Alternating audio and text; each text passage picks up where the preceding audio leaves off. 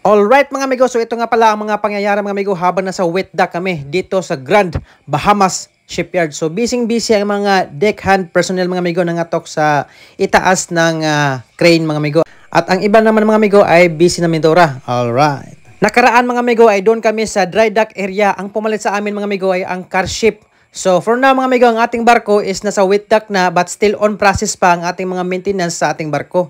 Alright. Ayan. Pang pumalit sa amin. So punta tayo sa forward part ng barko. Ito tayo.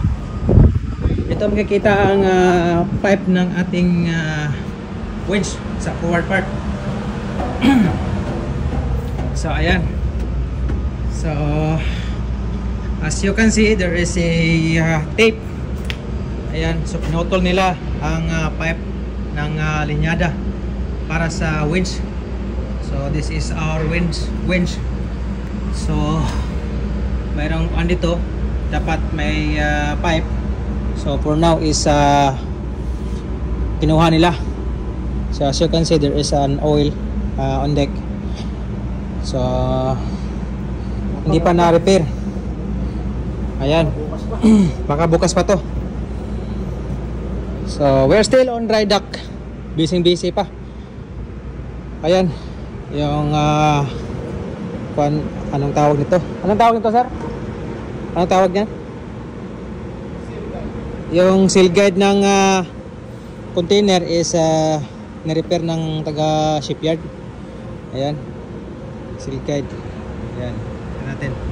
Yan. So, yan yung seal guide. Yan dumadaan ang mga container. So, ayan. Okay. So ang liwanag pa ngayon. Ngayon sa forward part ng barko, nagano tayo, nag-inspection kung tapos na ba yung trabaho nila. So ito yung trabaho nila ngayon. Nag-welding ng system ng hydraulic pipe sa winch. So ayan. So this is 13th day on dry dock. So kitang-kita niya naman ang mga tira nila. Pulido. Ayan o, walang leaking yet. So ito tapos na. So mamaya, ikabit namin mamaya yung pipe sa baba. Sir, anong ko si sir ngayon? Ewan ko kung anong problema niya. Pero sir, shout out dyan. Mas 4 ng madaling araw. So you can see mga amigo, medyo mahangin, malamig ng hangin dito ngayon. Kaya relax lang muna mga tropa.